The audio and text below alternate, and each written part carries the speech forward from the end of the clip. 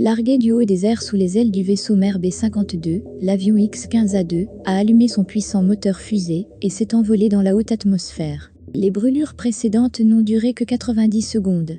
Mais lors de ce vol en octobre 1967, l'avion était équipé de réservoirs spéciaux qui permettraient à la fusée de rester allumée pendant 51 secondes supplémentaires.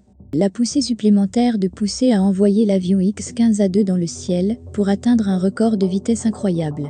Lorsque le moteur a brûlé, une alarme a retenti et l'avion a été secoué par des ondes de choc. C'était la vitesse la plus rapide à laquelle un vol piloté ait jamais volé. Et la mission ayant frôlé la catastrophe, le record n'a pas été contesté à ce jour. L'avion X-15 était un avion propulsé par fusée exploité par l'US Air Force et la NASA dans le cadre d'avions expérimentaux.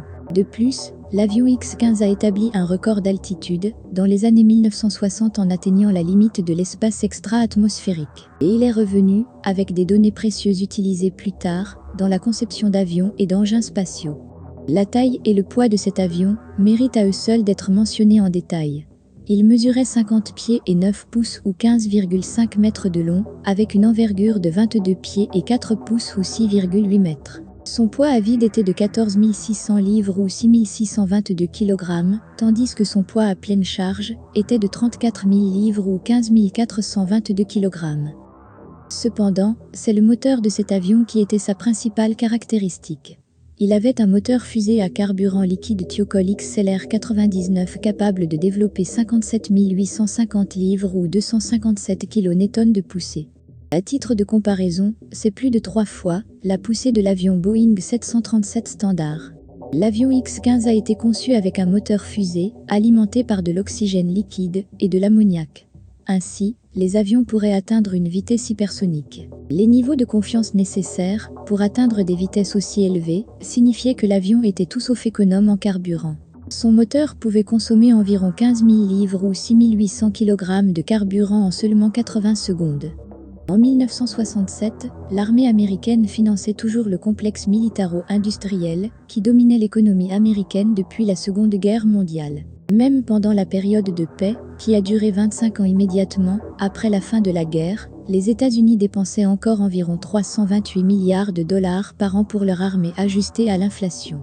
Pendant ce temps, des agences américaines, comme la NASA et l'armée de l'air dépensaient beaucoup d'argent pour financer des véhicules expérimentaux, des armes et des technologies. L'avion de recherche X-15 était l'un de ces projets et était l'un des plus de 30 véhicules appelés véhicules X produits par l'armée de l'air, la marine et la NASA des États-Unis entre 1946 et 1971. L'une des obsessions permanentes des stratèges et concepteurs militaires était de construire des machines capables d'atteindre des altitudes records et des vitesses hypersoniques. Les tests de ces machines extrêmes se sont déroulés dans l'éloignement du désert du Nevada, à l'abri des regards indiscrets locaux et étrangers. Les expériences visaient principalement à concevoir au mieux des engins spatiaux pouvant transporter des pilotes humains. Ce n'est pas un hasard si le premier homme, qui marchera plus tard sur la Lune en juillet 1969, Neil Armstrong, s'est entraîné pour sa mission Apollo 11 en pilotant l'avion X-15. Des dizaines de tests ont été menés à des cadences de plus en plus ambitieuses. L'Air Force voulait tester l'avion X-15 et sa limite de vitesse absolue. 12 hommes ont piloté l'avion X-15 lors de ces essais. C'est le major William Putney qui a été l'homme chanceux choisi pour l'exploit record. Plusieurs modifications de conception ont dû être apportées à l'avion pour se préparer à la mission fatidique. L'avion X-15A2 sélectionné pour la mission devrait supporter des températures extrêmes associées au vol supersonique. Cependant, même avec toute sa personnalisation et l'assurance d'un pilote hautement compétent, les risques du vol étaient immenses. Pour prouver ce point, en juin 1967, l'avion a subi une panne de moteur à 15 700 pieds ou 32 600 mètres au-dessus de la Terre. Le major William a à peine survécu en effectuant un atterrissage d'urgence au milieu du lac Mu du Nevada. Les incidents entraînant des blessures étaient monnaie courante, avec des tests impliquant l'avion X-15. L'un des atterrissages d'urgence les plus graves a eu lieu le 9 novembre 1962. Le major Jack McKay a subi une panne de moteur et a été contraint de faire un atterrissage à grande vitesse sur le lac Mu du Nevada. McKay a sauté de l'avion X-15 quelques instants avant son atterrissage violent. Bien qu'il se soit écrasé le dos et la tête dans le lit du lac, il a finalement récupéré et a piloté l'avion X-15 22 fois de plus par la suite. Le 3 octobre 1967, le Major William a pu amener l'avion X-15 à une vitesse de 4520 miles ou 7275 km/h, ce qui équivaut à Mach 6,7. La vitesse qui correspond à plus de 6 fois la vitesse du son.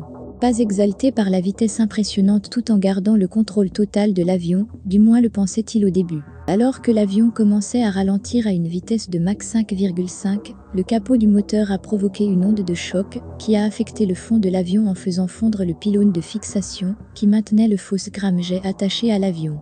La queue verticale a également souffert de la fonte et du recul de la peau. Un voyant d'avertissement de température de carburant s'est allumé et le Major William a dû vider le reste du carburant peroxyde à bord pour l'empêcher de brûler.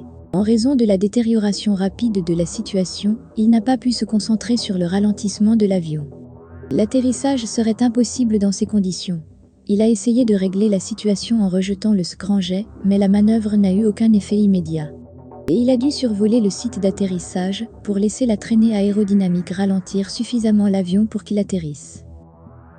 La panne de moteur l'a empêché de retourner à la base, forçant le Major William à faire atterrir l'avion sur le lac Mu du Nevada. Cependant, le Major William devait même effectuer son 200e vol en novembre 1968. Mais cela ne s'est pas produit en raison d'une série de problèmes techniques dans l'avion. Le pilote de la NASA Bill Dana serait le dernier homme à piloter l'avion X-15 et c'était le 199e vol de la série. Ce dernier vol eut lieu en octobre 1968, exactement 1 an et 3 semaines après que le Major William Putt ait établi le fameux record de vitesse. D'autres expériences de véhicules X continuent d'être menées par l'armée de l'air, la NASA et la marine jusqu'en 1971. Mais pendant les dangers extrêmes associés à l'avion, aucun autre test n'a été conçu ou exécuté pour battre le record de vitesse pour les avions pilotés établi par le X-15. Le record de vitesse piloté est incontesté depuis plus de 50 ans. La volonté de battre des records de vitesse s'est estompée au sein de la NASA et de l'Air Force au moment où le programme Apollo s'est avéré un succès à la fin des années 60. Il est logique de supposer que le succès du programme Apollo a signifié que les agences américaines ont simplement perdu le besoin de tester les limites supérieures et les limites sûres des pilotes et des vols. L'exploit du Major William en ce mois d'octobre 1967 reste toujours la référence pour la personne la plus rapide qui ait jamais volé dans un jet. Et grâce au danger même de ce record lui-même, aucun pilote n'a depuis failli le battre. Merci d'avoir regardé et à bientôt dans la prochaine vidéo.